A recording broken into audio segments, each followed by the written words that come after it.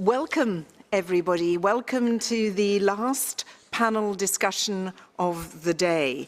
It's estimated that more than a half of the world's countries don't have laws that provide comprehensive protection against discrimination.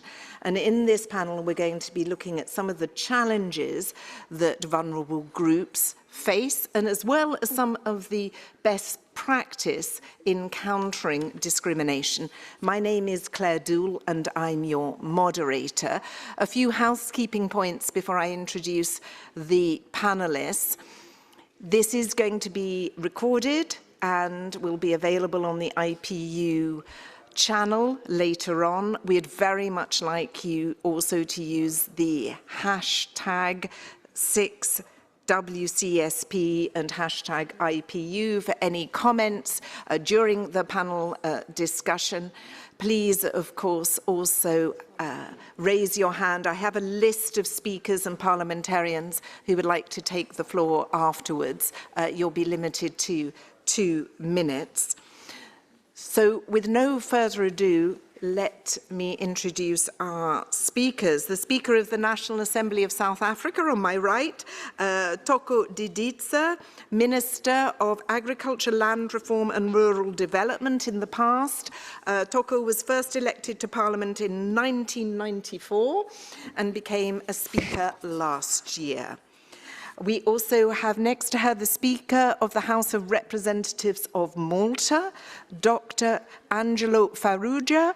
Angelo previously served as Deputy Leader of the Labour Party and has been Shadow Minister for Work, Workers' Rights and Parliamentary Affairs.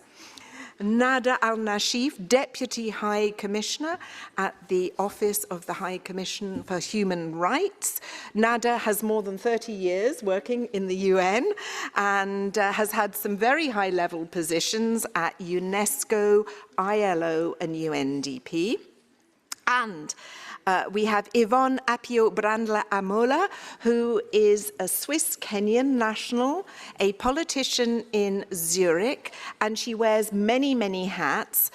She's CEO of the Global Minority Parliamentarians Caucus that promotes equal opportunity and empowerment for minorities in public policy. And she's also president of the Swiss Diversity Association.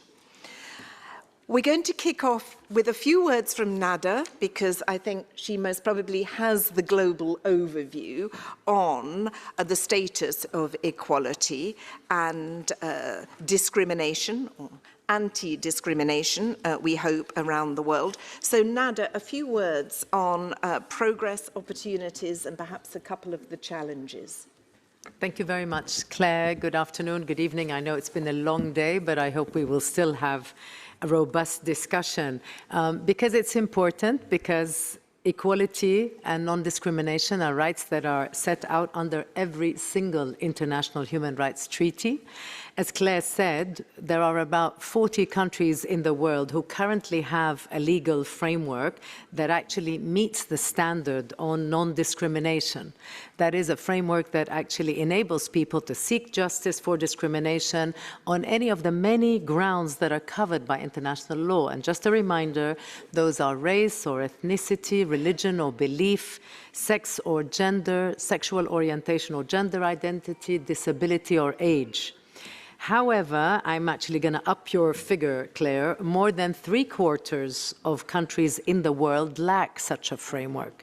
And so we are looking, even though many will have ratified international instruments, or perhaps they have constitutions that guarantee equality and non-discrimination, there are actually no domestic laws or policies that actually safeguard those guarantees. And so that is a very big gap. So to have it in the international standard, but then to be able to implement it.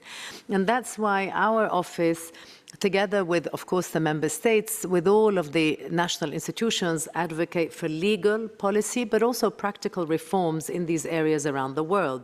And now we have the Universal Periodic Review as a main instrument where there are recommendations made to adopt comprehensive anti-discrimination laws and a good trend is that many countries are actually accepting those recommendations. So this is a positive.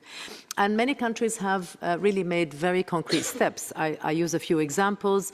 In early July, just now, Montenegro approved an anti-discrimination bill and sent it to Parliament for approval. We'll come to why parliaments are really important, but that's why. In Brazil, we are working with the Public Defender of Rights and the National Human Rights Institution to prepare a bill for Parliament review. In Australia and the Netherlands, we are reviewing, supporting reviews of existing laws. Elsewhere, I can name a few, I don't know who's in the room, but Chile, Indonesia, Japan, Mexico, Thailand, and Vietnam, we are supporting country-led efforts by the government, by national human rights institutions, civil societies, and parliaments.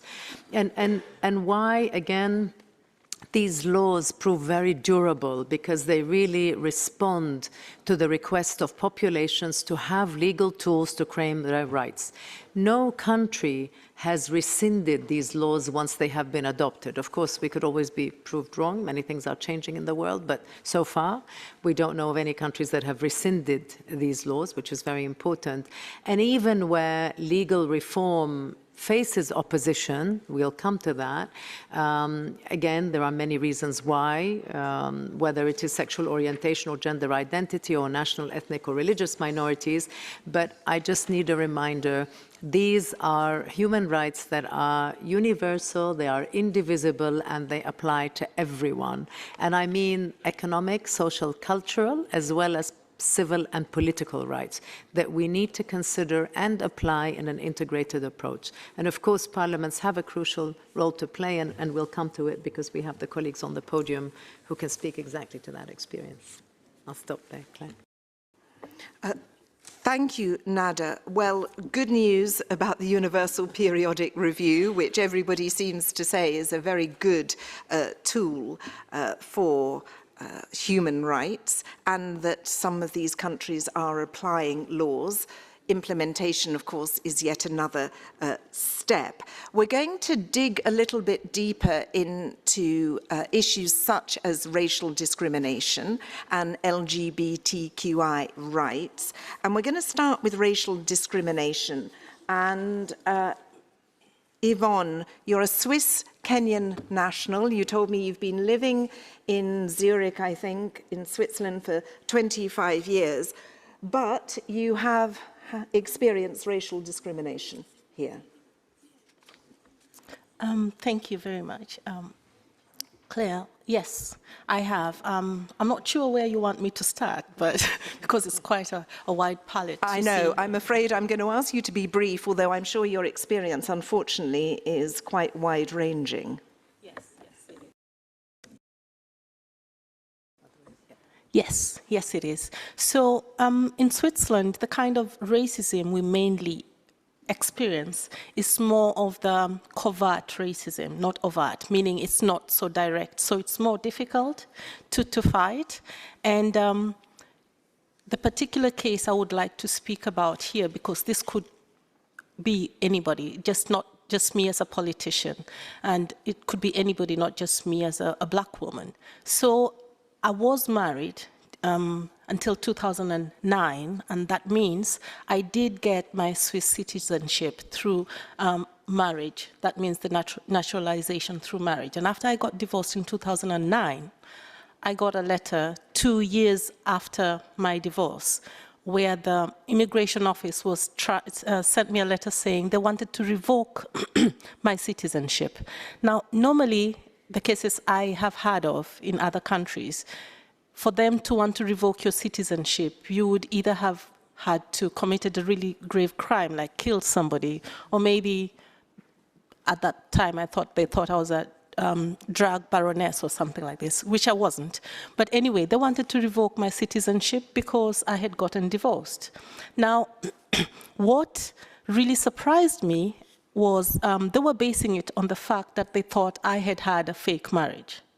Now, if they had looked into my background and found out that my ex-husband was actually a Swiss policeman, they don't get into fake marriages. That's already a red flag. They wouldn't have gone on to try and revoke my my citizenship, or if they had looked into the fact that we did 2 marriages, one in Switzerland and one in Kenya because my parents couldn't come in time. Who wants to go through all that expense? So there were all these signs, but they concentrated on me and not my ex-husband, you know, because in Switzerland also, they still have these stereotypes, you know, of a lot of migrants, and for black people, especially black women, there are these very strong stereotypes of the hypersexual Jezebel, who apparently I really seduced my ex-husband, and that's why I got married, and after I got the citizenship, I didn't want him anymore, or the welfare queen who just comes here to get money from welfare and doesn't want to work, or the lazy Yasmin mom, and so on and so forth. So in this case, it cost me 75,000 Swiss francs to try and fight this, and 1.5 years. I was lucky that I even had the resources. What happens if you don't have the resources, number one? What happens if you just don't have the courage to fight, number two? What happens if you fight and you lose? You know, there are all these cases, and that was a really strong and good example, you know, about the discrimination we have here. Then we have also discrimination on different racial profiling, which we could go on into later. But in my case, that was it. And I'm lucky that I was able to fight that and be successful. Absolutely. And I know that you have many other issues. You mentioned racial profiling. Now, through one of your organizations, you have become a campaigner against this. So perhaps you could tell us, well, first of all, what it is, and do you have any indication of how widespread it is in Switzerland? Yes. Through one of our organizations called Alliance Against Racial Profiling. It doesn't exist anymore because we merged to become actually much bigger. But we wrote the first ever racial profiling report on Switzerland in 2016. And a group of us just sat down together, put our money together, and said we're going to post people at the different borders, the German border, the French border, the Italian border, to gather some data for us, because every time we tried to speak to the police about racial profiling, they said, we don't know what that word means. Yeah. So, and then we asked them for data. We asked them for data, and they said, we don't collect data, that's illegal, you know. And the only way you can fight something like this is through data. Now, racial profiling is when you discriminate against somebody because of how they look, you know, and that is outwards appearance. It could be because they're Muslim, and they wear a headscarf and the Muslim hijab, or it could be because they're black, like me, or it could be because they're Arab, you know. It could also be because they're disabled, and you can see that, you know. So there are different reasons why people are discriminated against. Now, when you use that to deny somebody their rights to health or their rights to a comfortable life, you know, just the basic human rights, that's profiling somebody, putting them in a certain profile and denying them that. So this organization collected the data. We gave this report to SAD, the Commission Against Elimination of Racial Discrimination, and then SAD acted on it, invited Switzerland. Recommendations were given for Switzerland to act on this, and that was the first ever case. Most people didn't even know that Switzerland has such rampant cases of racial discrimination. Until now, most of those who were able to come forward were not successful in the courts. In all the 3 instances in the countries, they have lost. We have, until today, only 2 cases of racial profiling through the police that have been taken to Strasbourg and won. The first one was in 2013, and he only won 10 years later, although he was beaten so badly by the police during a police check where they asked for his ID, that he broke his collarbone and he lost his job because he couldn't go to work. He won only 10 years later. The one that is more recent for most people that know is 2024. He also won 10 years later, Mohamed Wabaile, who was checked by the police and thrown into jail because he wouldn't look at the policeman in the eyes when the police stopped him to ask for his ID, you know, and there are such cases. Now, we also have one which is in 2022 where there's a recording, the only one where there's a recording of the police shooting a black man, and he died because of this. And although we had a recording and it was produced in court, his family lost against the police. They lost the case. We are hoping they will take it to Strasbourg. And you mentioned the Swiss were given a whole list of recommendations. Have they implemented any of them? Well, usually what happens is a country is given a list of recommendations in about 4 years to do that, and then they come back and report and they check whether you have implied or implemented all of these, and no, they haven't. That's why I'm hoping we will talk about the anti-discrimination law in Switzerland and what is lacking in it. Well, thank you very, very much for those really concrete examples that I think I would imagine resonate with a number of people, not just people who live in Switzerland. Toko, what about the situation in South Africa? Racial profiling, is this a concern, and what measures are there to stop this practice? Thank you very much, moderator, and thanks to my fellow panelists and members of parliament that are here. I'd actually like to go back a little bit to say, in terms of South Africa's history, which we all know, where racial profiling and racial discrimination kind of was a norm, both in colonial and apartheid past. And therefore, it's something that we've lived through, something we've experienced, and something we had to fight against, which is the reason why the liberation struggle, first and foremost, was about equality, bringing dignity, and ensuring that we can live together as human beings. And this year we're celebrating 70 years of the Freedom Charter, a seminal document which was actually a product of many South Africans who came together in 1955 to define the South Africa that they want. And in its preamble it says, South Africa belongs to all who live in it, black and white. And I think that emphasis of black and white was important because of what the lived experience had been in terms of the diversity in South Africa, because everybody who was not white was defined black. So that emphasis was important. And actualizing that is very real in our Constitution. And it's not just about how our Constitution protects all the rights of citizens, how it abhors discrimination of anybody. We actually took that down to ensuring that we put legislation that outlaws, discrimination. So we've got the Promotion of Equality and Prevention of Discrimination Act of 2000, the Equality Act, the Prevention and Combating of Hate Speech, and also employment equity. So these are statutes that are there in law that actually protects the rights of all citizens against discrimination and, all forms of discrimination, whether they are sexual orientation or it's about race or even people with disabilities. So the issue of racial profiling, it's something that we abhor. We do not celebrate because it's one of those issues that they can first start to divide societies if not addressed. But I must say that it's not an easy thing, particularly when you come from a history of discrimination such as South Africa. Because at times, when you have to address issues of inclusion, you will quickly hear those who were privileged crying of discrimination.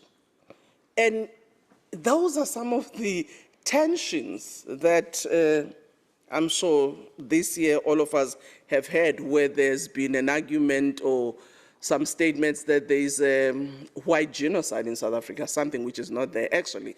But the land legislation that deals with the issue of equitable access to land, which is part of our Bill of Rights in our Constitution, to deal with the issue of land inequality is now defined as a pushback, as discrimination, whereas it's about dealing with the inclusion that, in my view, needs to happen. So I would actually say Parliament has gone a long way in ensuring that we draft legal frameworks, but also we oversee the implementation of those laws by our governments, and at the same time, open ourselves up to society where they could raise issues through petitions where such discrimination still, raises its head. But also our judicial system has been able to actually deal with some of those issues and created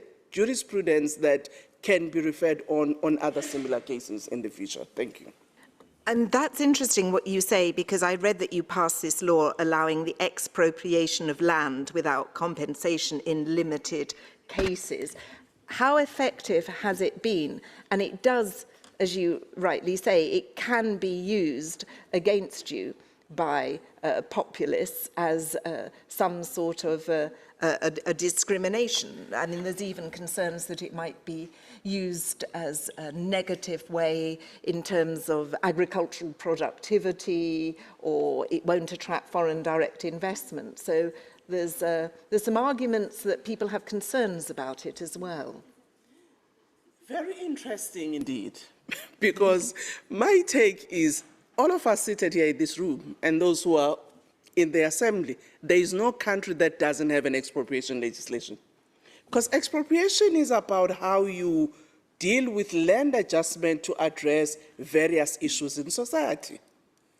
Whether it's about the housing need, whether it's about, issues of human settlement and special development for industry and so on, many countries do have an instrument that is given to the state, the executive in particular, to be able to expropriate land for whatever purposes. Whether it will be nil compensation, which is zero basically, or it's some form of compensation, that is allowed. South Africa's expropriation of land in terms of legislation is actually not new.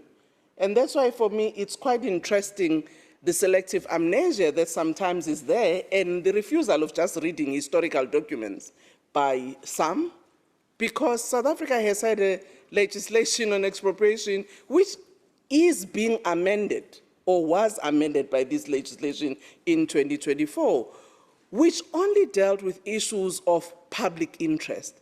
The new legislation, consistent with the Constitution, Clause 25 of our Constitution, gives the power to the state to expropriate both for public interest and public purpose, which means if the state wants to build a road or wants to build a train track or an airport, it can expropriate for the public good.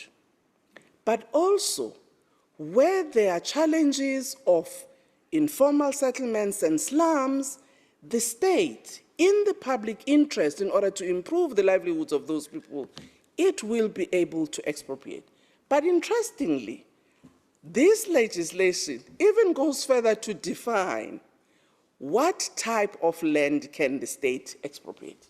So it's not generic as it is portrayed, but also it allows for the judicial process. So where if the state says to me, I would like to expropriate your land because you've not been using it for 20 years, you are holding it for speculation, I can actually go to court and say, the compensation you are giving me, I think it's too little.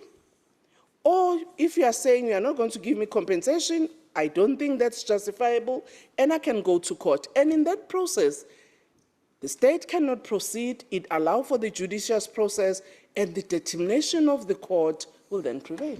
So I really am wondering what might be the challenge about this law. There's always a counter argument, and as you say, that with anything which involves in discrimination, it's always very controversial. Let me move to Malta and just see whether you have any comments on what Yvonne said in terms of racial profiling. Does it happen in Malta? What do you do to take countermeasures? And more generally on racial discrimination? What have parliaments advocated for, and what have been the results? Well, that's a question which straight away I answer it. No, we don't have that problem in Malta. No, because we did legislate. I mean, I've been in Parliament for the last 30 years, and since my tenureship as Speaker for the last 12 years, we legislated not less than 20 other legislation to protect.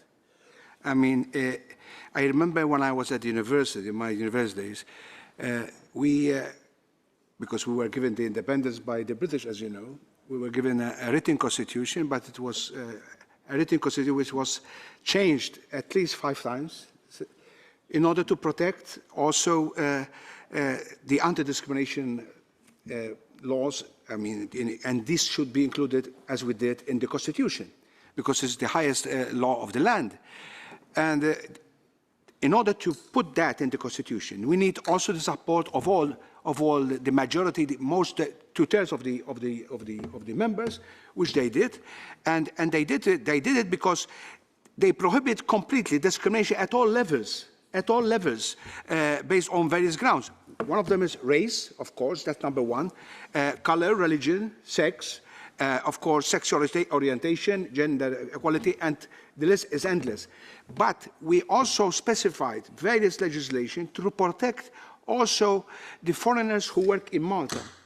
As you know, our population now went up in the last 10 years with nearly another 200,000. We were just 400,000, now it is close to 700,000, 300,000.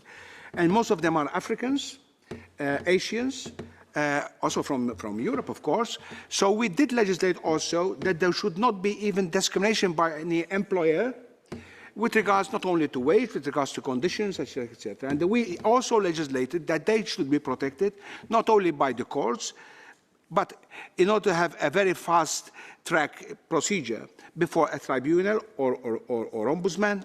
And we did also legislate to have the Human Rights Commission, which is open for everyone in Malta. So now, why did we do that? I remember going back when I was a student at university. I remember homosexuality, for example, I give an example, was a crime.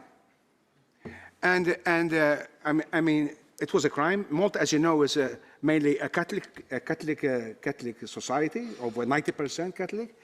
But we did legislate, way back in 1972-73, there was a prime minister at the time, Don Mintoff, I don't know whoever have him, but he was a strong prime minister at the time, where he legislated and he decriminalized homosexuality in private. And we were the first country in the Commonwealth, among those in Catholic countries, that we did legislate. But that was a clear message that we have to legislate to protect everyone, irrespective of whether you are colored, irrespective if you are disabled, if you are sexually orientated, LGBTQ, and that's something which we can go further because we did advance a lot about that, but we can talk about that later. I'm just wondering, as you say, Malta is predominantly a Catholic country, perhaps socially conservative. So how have you managed to be so progressive on LGBTQI rights? And I mean, what is the secret to your success there? The secret was simple. That was we have a two-party system. I mean, we are lucky that we don't have those parties in Parliament where you have coalitions and you, with all respect to coalition government, I mean, the program is endless. But when you have a two-party system, one party or the other is in government, then that party has a program. And he applies that program. And what happens is, after the elections of 2013, the Labour Party came in office and immediately addressed these issues. And so many of the legislation that were passed were from 2013, where we addressed immediately the gender issue. We addressed the equality of men and women, which was focused between men and women with regards to various aspects, not only in services and deployment.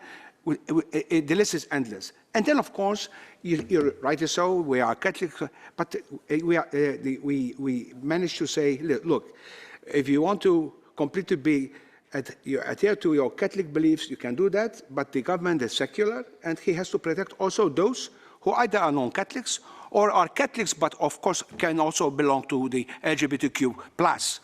So they have to be protected. So we passed all that legislation. And I can vouch, I mean, with responsibility, that Malta is the #1 in Europe about LGBTQ+ protection and of course, and others, which we can explain later. Angelo, as you say, you're #1 in Europe. Toko, I understand that you also have progressive LGBTQI legislation.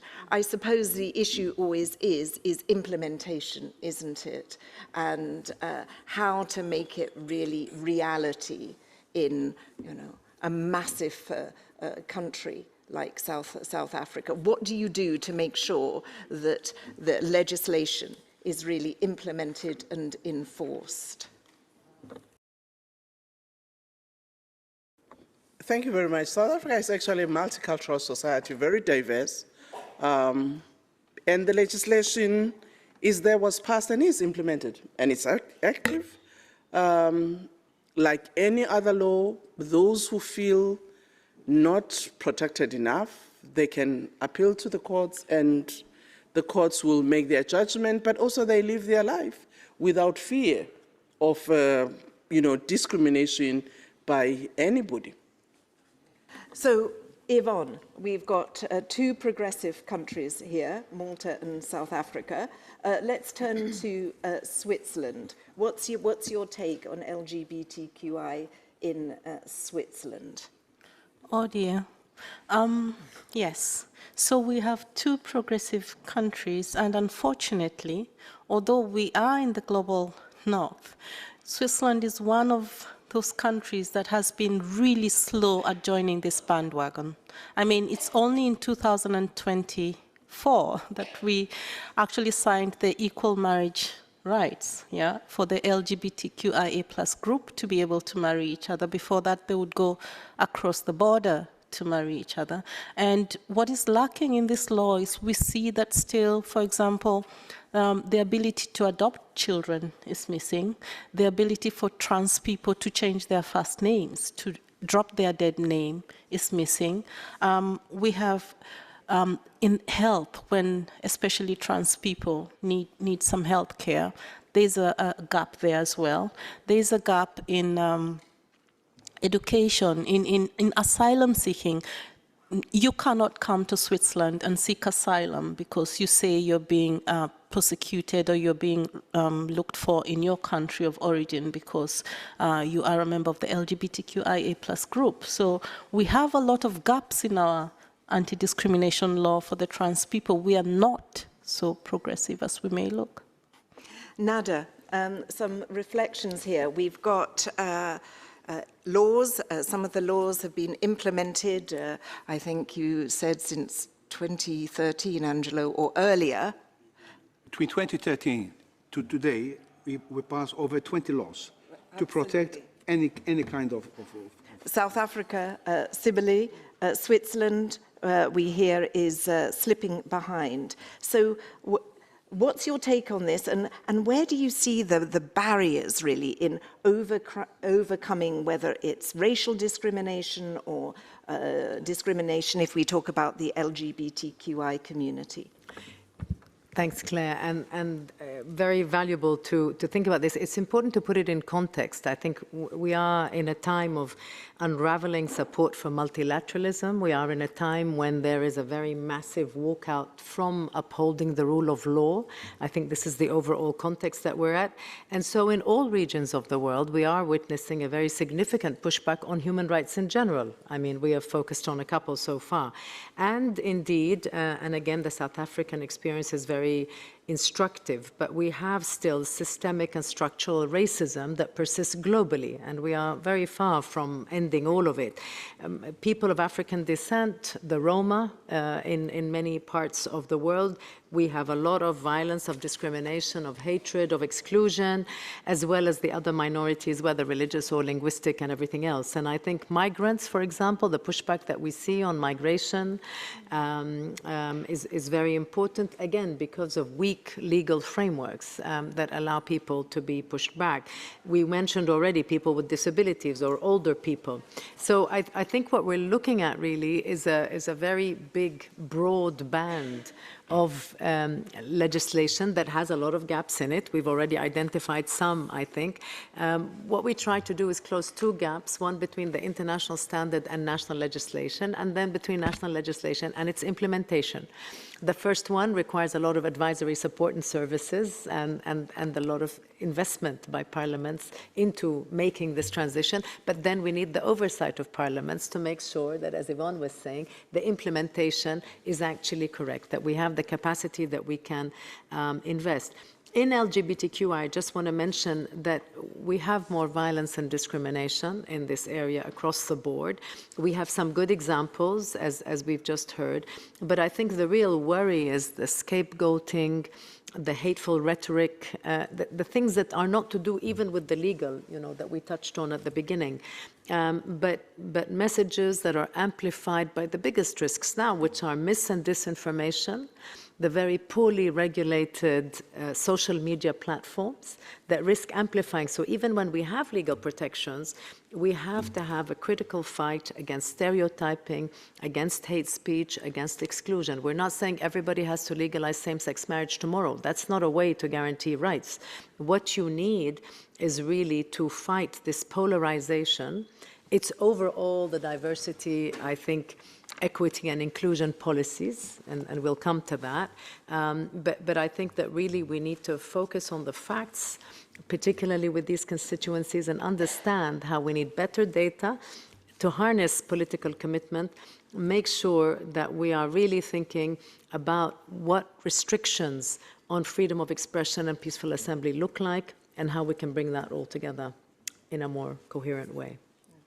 Angelo, Toko, anything you'd like to... Oh, anything, Toko, Angelo, you'd like to say? Of course, hate speech has been mentioned, and that is a big challenge. Yeah, it is a big challenge, and the first thing that we did way back nearly 20 years ago is that we amended the criminal code on Malta, where it includes clearly that it will be a crime when a crime which is defined hate speech, and of course making it come to use threatening, abusive or insulting words or behavior that stir up violence or hatred against a person, a group of persons, etc., etc. And it is clearly enforced by the courts. And there is another important thing which I was listening carefully to the Commissioner. We have also in Malta, which was done about 7 years ago during my tenure as Speaker, we have the National Commission for the Protection of Equality. And on top of that, they are protected also by the Whistleblower Act. So whoever wants to come forward in front of this commission with regards to cases of inequality, that will be the person who is reporting, even if himself is not involved, he is protected for the proceedings. Toko, hate speech, how's that being addressed? Well, thank you very much. As I indicated earlier, that we do have legislation that addresses the issue of hate speech. And we've had cases that have actually gone to court where individuals were reported either through their social media, propagating hate speech, or by their statements, and where the courts have ruled. But I want to go beyond that and say legislation is one thing. But what is important is how you raise the consciousness of society to appreciate how these issues divide us instead of uniting us. Because at the end of the day, a law is a law, but dealing with the conduct of individuals is another. And therefore, working also with social movements and organizations that promote such is important. Having institutions that supports democracy. In our case, for instance, we've got the Human Rights Commission, we've got the Public Protector, where if citizens feel that their rights have been trampled upon, either by government or corporates or other citizens, they can actually appeal to these institutions. But also local dialogues and engagements to foster, unity in diversity, particularly in societies where you are multicultural and a plural society becomes very important. And the role that schools plays in socialization is also another important element from an early age. How do we actually ensure that there is an appreciation of these important values that anchor, anti-discrimination, supports human rights from a very early age? Yvonne, as the head of the Swiss Diversity Association, you're all about promoting those values. Are you seeing any in Switzerland that those values and companies and organizations are taking them forward? Or are we, Nada was saying, of course, there's a threat to multilateralism. We know there's also a backlash against DEI programs. So give us an idea of what you see. Yes, there is a backlash on DEI programs, especially politically. Most people take it and run with it and claim that it's just a wokeist agenda. But like Angela was saying, what we try to promote in Swiss diversity is unity. We try to promote our similarities and not our differences. For example, in Switzerland, we have a traditional wrestling, which is called Schwingen. And most people don't know that the same kind of traditional wrestling is found in West Africa, and it's exactly the same thing, only in Switzerland, we do it on sawdust. In West Africa, it's done on the coast on sand. And they fight for animals. They win goats, and in Switzerland, you win a cow. Then we have yodeling, which is supposed to be a traditional Swiss music. And yodeling can be found in the rainforests in Cameroon. It's a traditional yodeling there. So if we look at our similarities, which is what we try to promote, we would get much better in DEI because it promotes culture. We need representation in different places, and by representation, it just allows people to understand the different cultures and to live together. And then there's the very important thing that is missing, especially in our anti-discrimination law in Switzerland, intersectionality. Without understanding the different cultures, you will not understand the different layers of discrimination that somebody goes through. For example, if I use me as an example, a black woman who may be disabled and goes through a different religion, practices a different religion, I wouldn't be able to use the current anti-discrimination Swiss law to protect myself because it's fragmented. It can only help me if I'm fighting, for example, wage, if I'm being paid a different wage, but I cannot use the same law to fight if I'm trying to protect my religion, the right to my religion. I cannot use the same law if I'm trying to fight racism because there are no specific laws or specifications how the court in Switzerland would be able to protect me on all those other different layers. So we should really concentrate on our similarities, which is what we try to push for in Swiss diversity. Luckily, we do have some sponsors, multinationals, who are willing and able to help us carry on with this agenda. Unfortunately, since the beginning of this year, there has been quite a lot of pushback, and not all of them are willing to come out loud and proud and say, yes, we are still supporting diversity. We find ways of going about it by calling it maybe something else, but it is still the same thing. It's difficult at the moment, but we try to remain hopeful.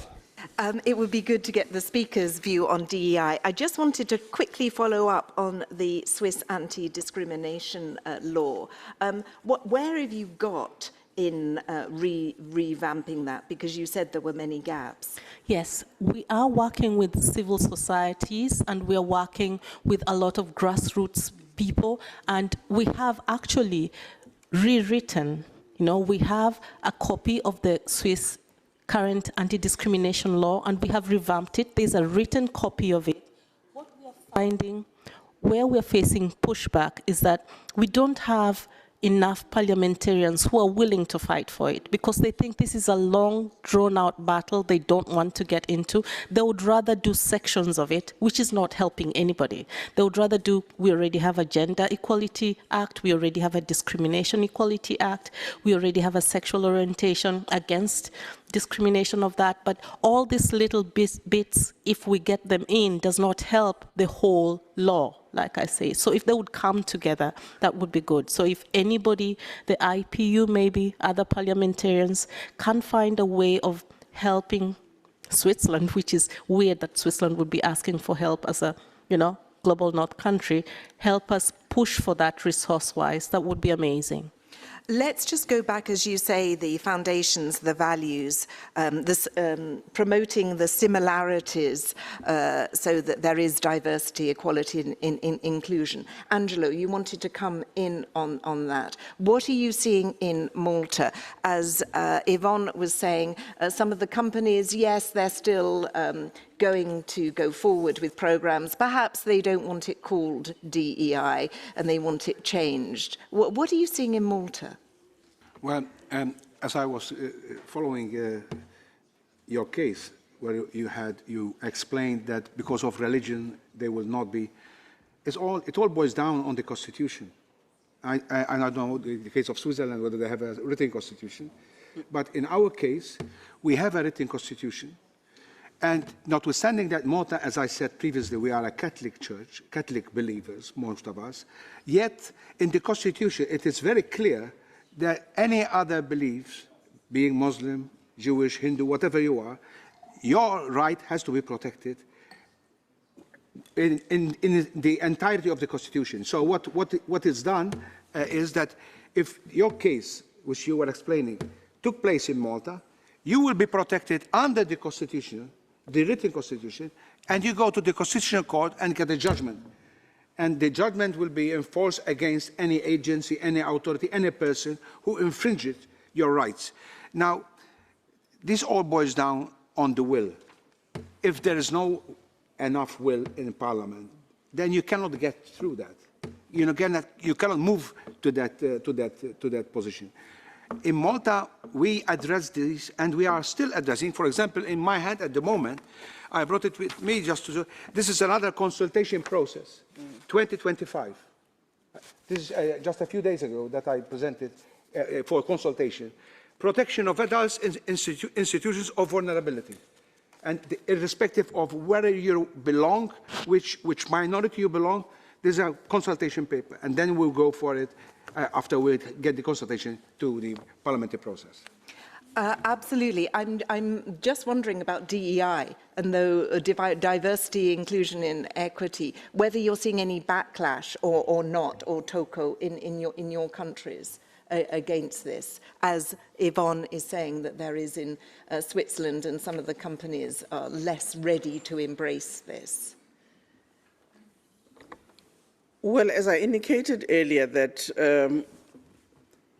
you do have legal frameworks, but obviously you'd always have contestations, particularly in trying to deal with issues of exclusion of the past, where those who have been privileged by the apartheid laws would actually feel discriminated against if you're actually trying to address concerns of the majority.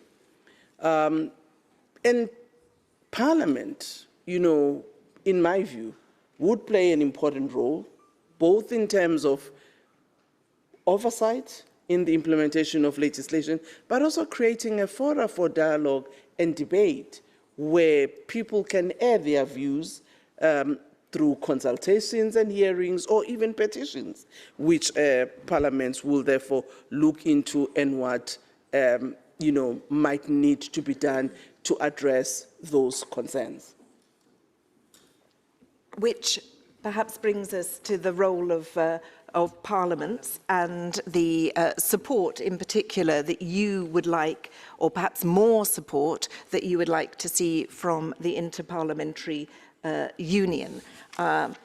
Let me ask both of our speakers, what more can the IPU do for you? I'm sure they're taking notes.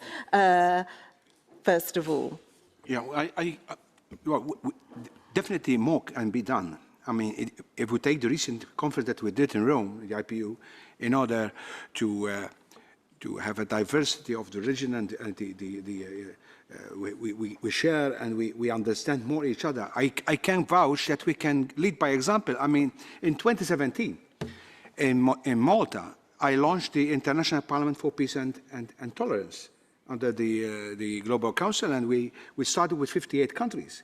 And we had Muslims there, we had Shia, we had Sunni, we had Jewish, we had Catholic, and we discussed, you know, once you instigate and you put forward the value of tolerance, then you have, of course, a better society. And I think the IPU can move forward also in this direction. I mean, I being the president of the International Humanitarian Law Committee in the IPU, and when we studied the reports, when we studied the cases we have, where we have cases all over, I mean, in Africa and Gaza and in Ukraine, but that should be always the understanding that at least once the country itself understands that it should abide by the international convention, and that is applied even domestically, then of course you have another mechanism that works.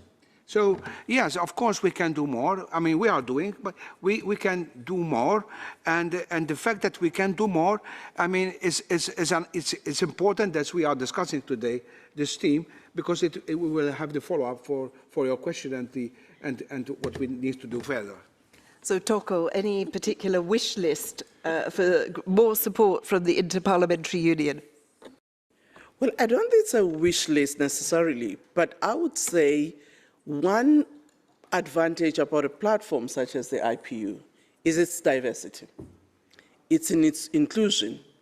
It's its capability in bringing various perspectives.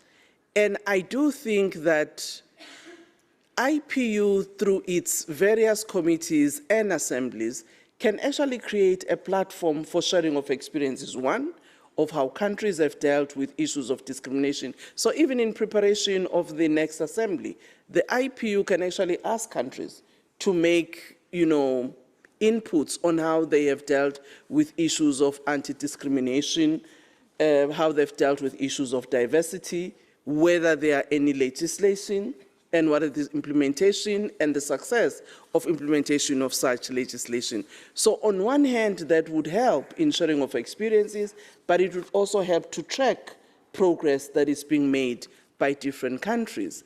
And I do think that IPU, working with institutions such as the United Nations, but also having the capability of working with corporates, can be able to raise some of these issues and the need for support for some of the social movements and non-government organizations that may be engaged in such work.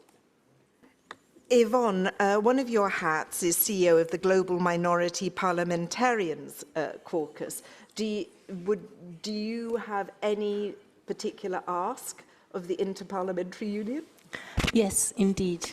The thing is, our anti-discrimination law really does need a revamp. And we have 26 cantons. Out of these 26 cantons, only one, Geneva, has actually supplementary laws which we need on the cantonal and the municipal level for this anti-discrimination law to work, to be revamped. Now, the IPU could work with the Swiss parliamentarians to make sure that the other 25 cantons actually also do this. And the IPU, together with the OHCR, could do an amazing job in encouraging Switzerland, the rest of the 25 cantons, to follow through on this, because we have the laws that are only on the federal governmental level, and we have education, health, the police, the courts, and all this, they fall under the cantonal and the municipal level. So there's no way of our anti-discrimination law giving the needed protection unless it is revamped on the cantonal and the municipal level. And this is something the IPU could take on with the OHCR. Thank you. I'm sure it's well noted. Nada. I think before I get to the IPU, what the IPU can do, I just want to say that it sounds a little bit negative from our perspective always, because we're always looking at what we can do more. But there are important achievements, and I just want to say that most countries in the world continue to support the expansion of human rights and the global human rights agenda. So it's not that it's very depressing necessarily all the time. But the fact is, and I just want to give a few examples of what works, which the speakers and Yvonne have really spoken to already. We know that partnerships are a crucial lever, and you've all spoken to the power of partnerships.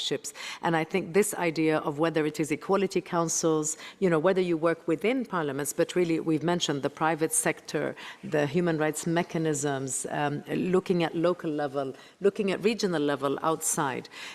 Also, telling stories, and I think, again, the South African experience, this idea of putting a human face to what is abstract, making sure that rights are understood, and Yvonne gave some examples also, because you can change political discourse when you understand what it is you are dealing with, what the costs of inclusion and exclusion are in equal measure. I think data collection is very important. This is my ask to parliaments, really, in terms of the work that is continuing to be needed. And I think parliaments have this oversight, which is very, very important, to make sure that you can really monitor the situation of excluded groups and look at how they are impacted, whether it is cross-sectionality or not. Gender quotas. We have made considerable progress over time. These can be time-bound, but we know, for example, that if you have more women members in parliament, that is making you more likely to adopt policies that combat climate change. I mean, these are relationships that have been proven, or promote land conservation in another one. Reserving seats for indigenous people. We've done it in many countries. It can continue to add strength to representation, quotas for minorities and marginalized groups. And I think this all is very, very important. Where the IPU comes in, I think, moving forward, is exactly what we just heard. It has a cross-sectional platform. It has the ability, really, to have this cross-regional exchange of best practice, to help anti-discrimination laws being proposed by parliaments in groups, to push for some of the new concepts. We talk about the human rights economy, which is a concept, again, of public budgeting based on human rights to promote equality. So how you advocate for more, not just defense and security, but more education, more health, more social welfare. Again, investments in human rights education. Again, how you can all use your voices as leaders to help us to celebrate diversity, building on this very important solidarity that has already been mentioned, I think, moving forward. And I think the IPU as a catalyst for change, summarizing some of these experiences, looking at what works and what doesn't work, and we're very happy to have a continued partnership with the IPU and with parliaments across the world to really make sure that we don't have to wait another few decades, but can really kind of do some leapfrogging and get to the best of our common experience. Well, thank you very much, Nada. Indeed, as you say, it is all about partnerships, data collection, quotas, investment in human rights education, and indeed building these values which promote similarities, not differences. I would now like to go to the room and to the speakers of Parliament who are first with us, to see whether they have any specific questions for our panelists or whether they would like to make a comment. I'd like to remind everybody that they have 2 minutes and that the clock will be ticking. I'm going to go first to Angola and the Speaker of the National Assembly, Ms. Carolina Sequeira. And perhaps Angola, unless I see Angola raise their name flag, is perhaps not here. Let me then try. These ones are here, as far as we know. Sweden. Let's see the Speaker of the Riksdagen, apologies for the mispronunciation, no doubt, of Mr. Andreas Norlén. Thank you. Thank you for organizing this important discussion. I think these issues are of great importance, and Sweden is one of the countries with both a constitutional and legal framework and also extensive measures to, in practice, make it possible for individuals to be protected against discrimination. We have, for instance, an equality ombudsman. You know, the word ombudsman comes from Sweden, and we have a special equality ombudsman who can help individuals file charges and file for damages if they feel that they have been subjected to discrimination according to the law. And it could be based on gender, it could be based on gender identity, it could be based on ethnicity and many other grounds. I'm not sure I have a question, but more of an observation, perhaps, that the philosophical foundation for these discussions that we are having are very closely connected with democracy, the notion itself of universal human rights.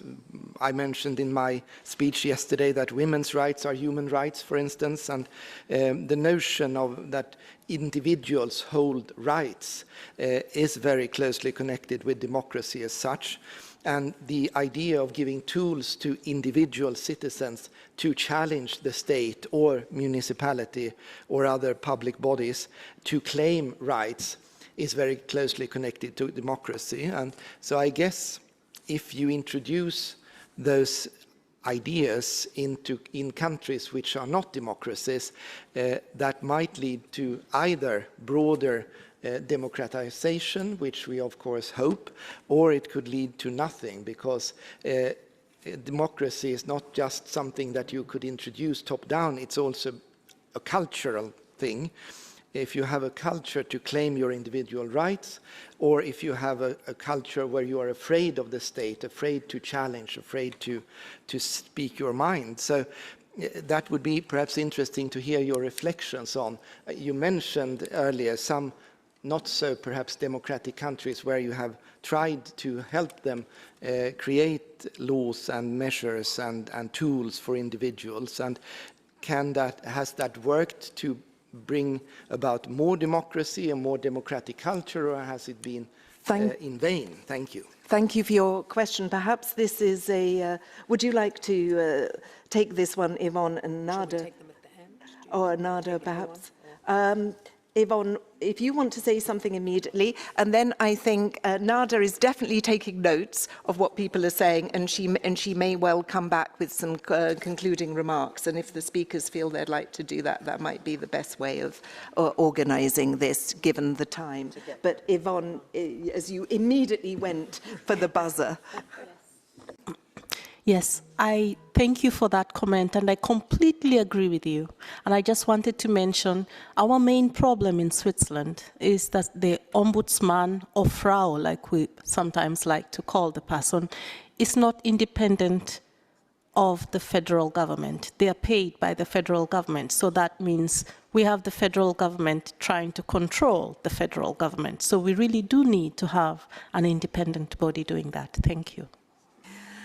I think we should give right of reply to Switzerland, but I'm not sure whether Switzerland is in the room. Angelo, would you like this has obviously provoked comments here, so there's another question. Yeah, on the observation just mentioned by Sweden and on the reply by Switzerland. I mean, it depends on the country. I mean, in Malta, the ombudsman is completely independent. He's elected by the 2/3 of parliament, so no parliament has the majority to elect an ombudsman. And besides that, when he comes up with a report, and that report, the conclusion, the recommendation of the ombudsman is not followed by the authority itself, then I, as speaker, will put that document on the table of the House to be discussed by the members. Thank you very much. That was a very good question. And with regards to rights, of course, in countries where they have a written constitution, you have the human rights all in the constitution, and you can go to the court. And if you are not satisfied with the local court, you can go to the European Court of Human Rights in Strasbourg. As you know, we are part of that. Thank you very much.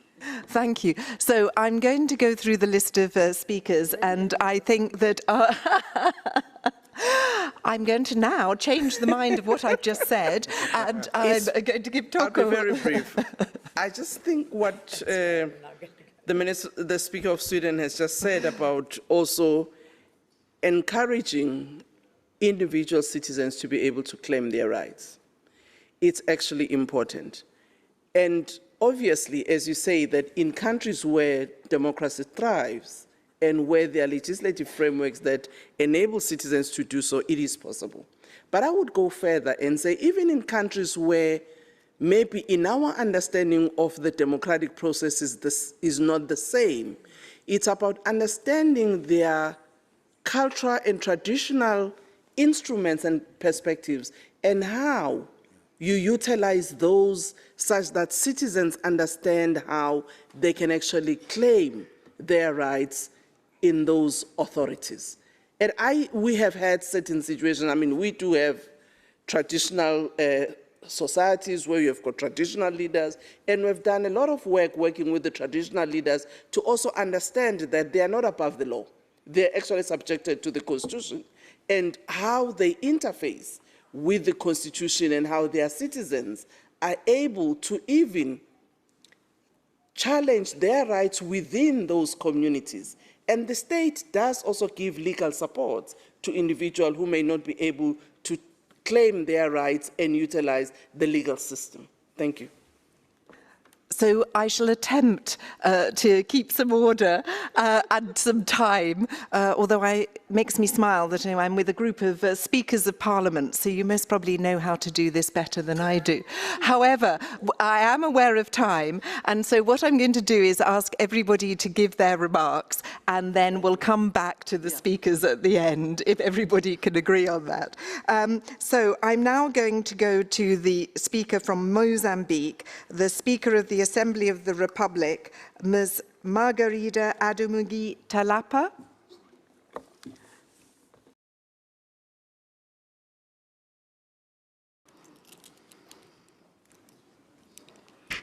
Muito obrigada. Bom, os desafios enfrentados pela humanidade colocam diversos grupos sociais em situações de vulnerabilidade, dentre eles mulheres, que podem enfrentar a violência do gênero, assim como desigualdade. Deslocados internos e refugiados, que podem sofrer com xenofobia e a falta de integração social. I do apologise, but there's no interpretation at the moment that's available in Portuguese, and there's most probably not so many of us who speak Portuguese. Is anybody able to interpret, or perhaps French? No French? Ah, okay. Okay. It's working in everything except English. Right. I can use Arabic. All right, I shall use French, and apologies, Madam Speaker. Please go ahead in Portuguese, and it will be translated into every language apart from English. Which means we're discriminated against. Where do I start with this one, huh? I'll do French. I can translate in English if that's okay for the speakers. No French. In that case, we've got a compromise, and there's a lady here who's going to translate into English. Okay, that's what we're going to do. So there's no discrimination on the panel about discrimination. Yeah.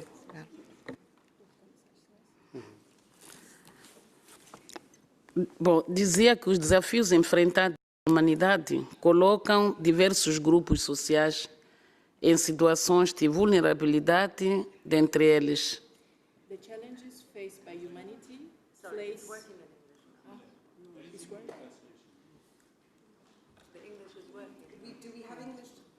Do we have English translation now? Oh my goodness. Thank you very much for offering. We're now back to English in translation. Apologies, there's been a bit of lost in translation. If you would like to start again, the clock is at 2 minutes.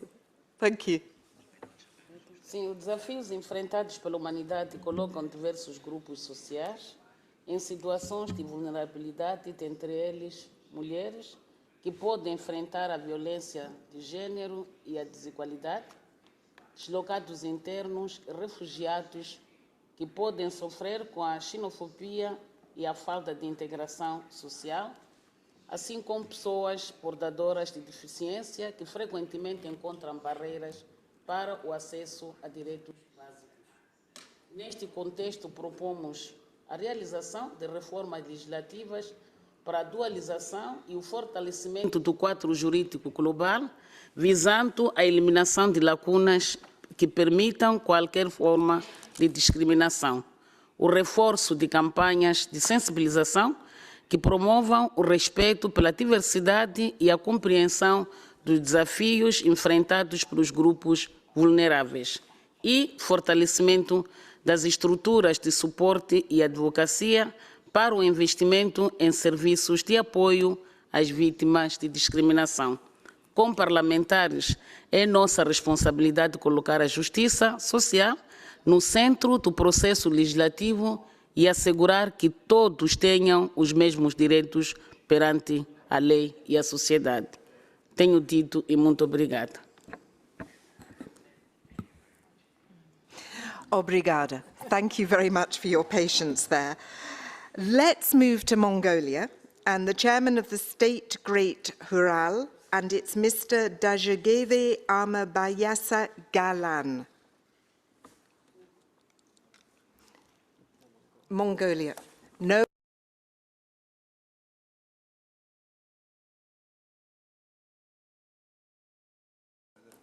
Hello, I'm getting counter indications of whether Mongolia is in the room. You are in the room. But it's not the speaker.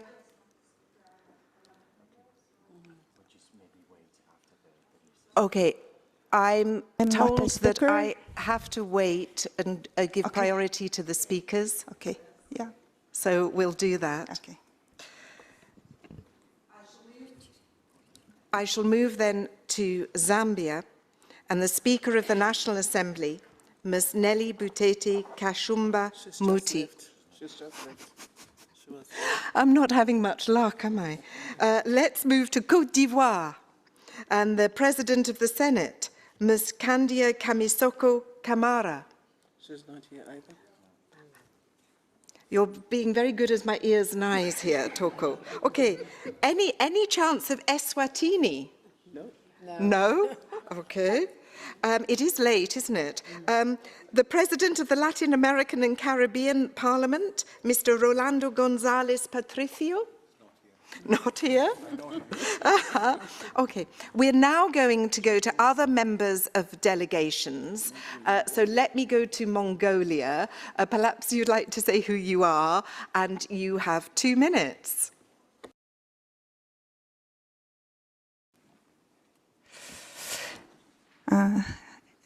Орчуулга байгаа болов? Is there have any translation to English from Mongolia?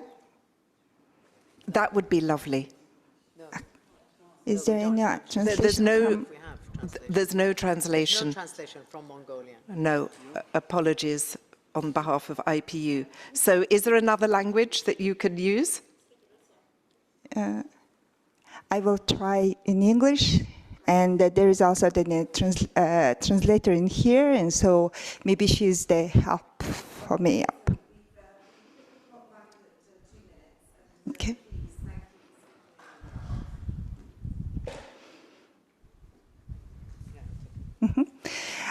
Now times Mongolia trying to work on drafting a discrimination law, and we just researching, and we just communicating, and we just talking about the political level now.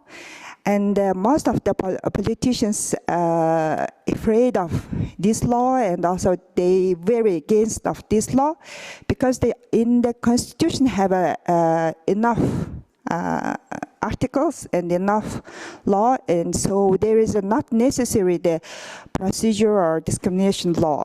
So it's a very challenging for me and new parliament members, and especially the new parliament members wants to approve this kind of law.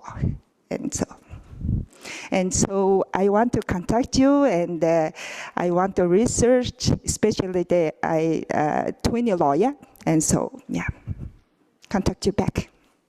Thank you very much. I'm sure the Deputy High Commissioner will come back to you after we've taken two more speakers who are on my list, and I can see that they're in the room. North Macedonia, the Vice President Assembly of the Republic, Mr. Antonio Miloszowski. Thank you. Thank you very much, Madam Chairwoman.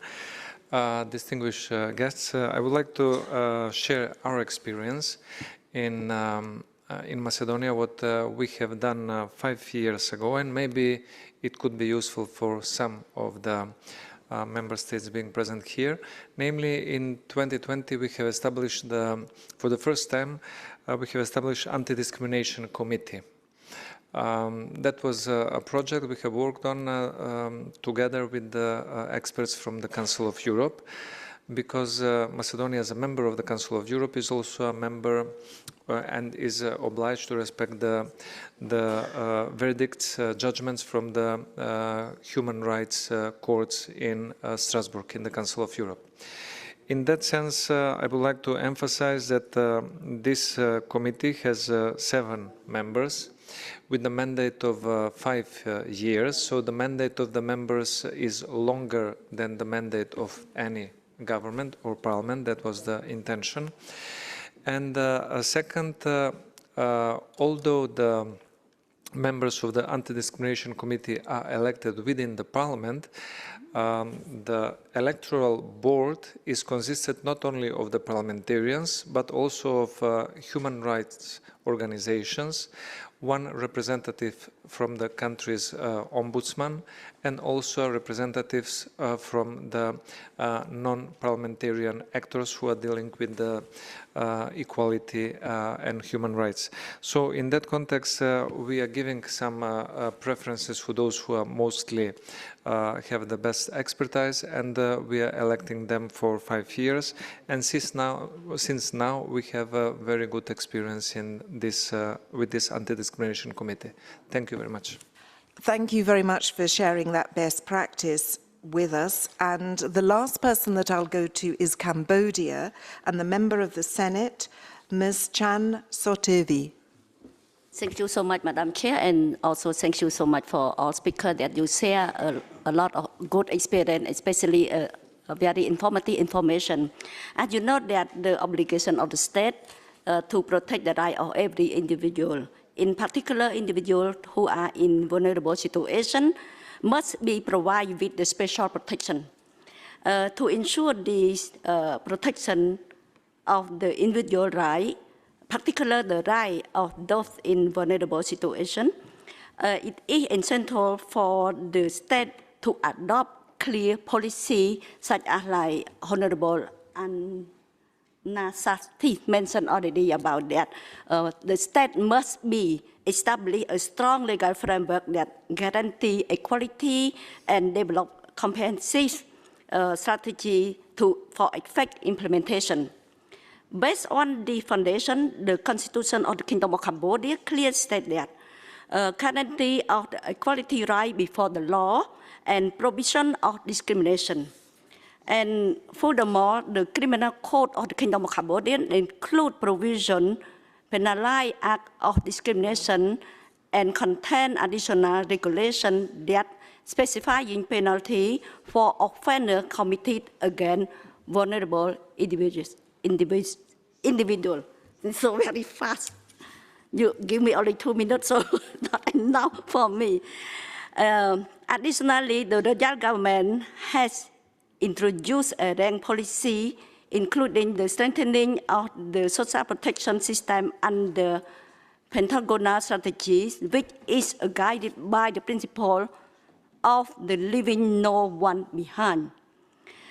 Therefore, the monitoring of implementation of law is also a key responsibility of the Parliament in contributing to the protection of the human rights, preventing violence and interest of the citizen. To ensure the effective protection, this work requires active participation from relevant stakeholders and close cooperation with both national and international institutions. Like many other countries, Cambodia is firmly committed to protect the rights of all citizens without discrimination in accordance with both national and international legal principles. Thank you so much for your kind attention. Thank you very, very much. Thank you to our speakers. Thanks you to our heads and members of delegation, and apologies if there were a few technical glitches during that part of the discussion. What I'm going to do now is I'm going to ask each of our speakers to give some reflections based on what they've just heard from you. So let's start with Angelo. Well, what I can add is, of course, there are varied contributions, is that there is always space to ameliorate whatever legislation you did. I go and reflect what former President Obama said. I remember the famous quote: "The arch of the moral universe may bend toward justice, but it doesn't bend on its own." So we need to do a lot of work, irrespective how much we are doing. I mean, if I say in these last 10 years we did 22 legislation to ameliorate the rights of the minorities, the right of the, it's not enough. There's always space to do more. Thank you very much. Thank you very, very much for that very pertinent quote. Toko. Thank you very much, and thanks to the speakers and other members of the delegations who made their interventions. Reflecting from what all of them have said is that this is an issue where most countries are actually engaged in trying to address the issues of discrimination of all forms. And I think what we're hearing is that there are various instruments that different countries do have, like North Macedonia, the issue of the committee that is appointed for 5 years, the ombudsman in Sweden. So it does show that different countries are trying to address these issues in different ways. So it is a matter of concern globally. But I think what Cambodia also reflects are the fears that sometimes such issues will invoke in society, which may be because of past experiences, where maybe power structures get shaken by democratic changes. And at times it's the fear of the unknown on what might happen, whether will there be retribution or whether there will be accommodation. But at the same time, I think what it raises is how do we engage in communities, maybe learning from their, historical instruments that they have had in the past that they can relate to. And I would use an example of South Africa with a very diverse society. You would have in Mpumalanga, where they speak mainly isiSwati, what it's called Tinkundla, which is a form of structures that communities are used to, where if there are matters of concern, they will come and congregate together and resolve problems. You've got Khotla among the Tswana-speaking people, which relates in a different way. So at times it's about how do we understand our society and be able to draw from what they had been able to use before in addressing issues of discrimination and, race, for instance. But also appreciating that these old structures also evolve. I mean, I remember in traditional communities in South Africa, and I'll say in Africa in general, women would not be able to have access to land. Their access to land would either be by marriage, because you are married into this family, so you'll be allotted a plot, or through your brother or through your uncle. But there wouldn't be, access to land for women generally. But communities are changing.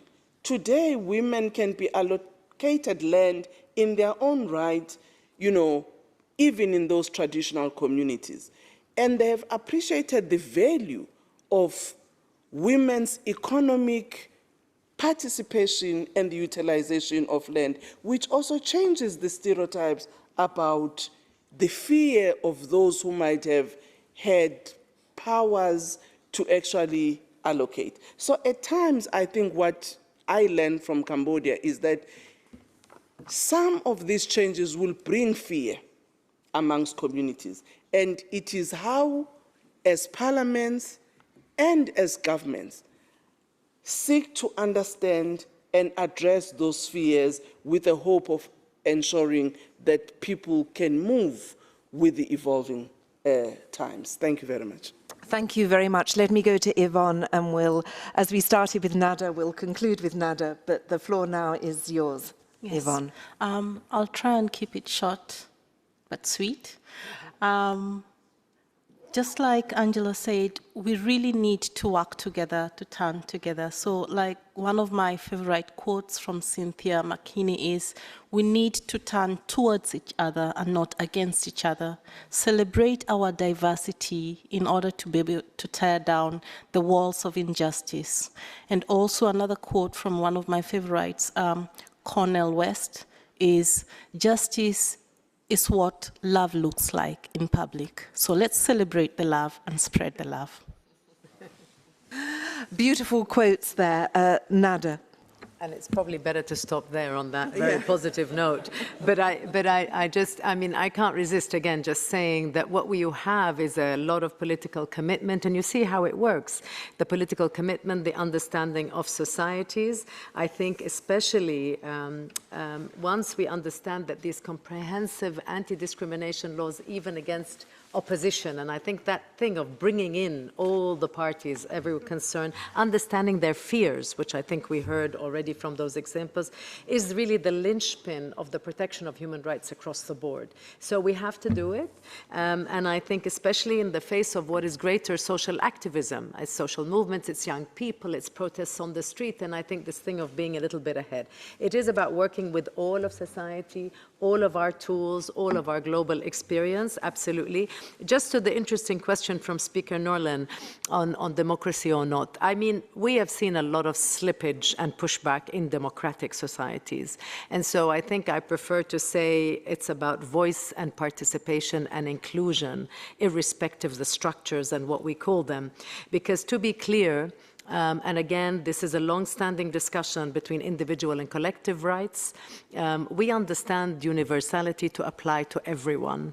We understand cultural specificity, but it must never be used as an excuse not to achieve that which has been deemed through more than 8 decades of an enshrined architecture to be necessarily upheld. And I think countries with different legal systems can have very different positive outcomes, and we have worked with them across the board. So I would say, again, congratulations to Cambodia on the formal ceasefire agreement, because peace is one of the first preconditions for human rights. There can be no human rights as long as we have conflict. So that's a very good start already. And I really think that what we need to do is to harness this love, however we see it, and make sure that we can turn it into something that is catalytically speaking for all people everywhere in all contexts. I think that's the thing, and I think that we have a good set of partnerships here with which to make sure that we can consolidate this work. So thank you very much. Thank you, Nada. Thank you to the Speaker of Parliament of Malta, of South Africa, to the Deputy High Commissioner of the OHCHR, and to Yvonne, who is actively campaigning for better rights for people in Switzerland. And thank you everybody also in the audience for your informative comments and questions. So now it just leaves me to say, I hope you have a very good apéro or drink at 6:30. Thank you. And thank you, Claire.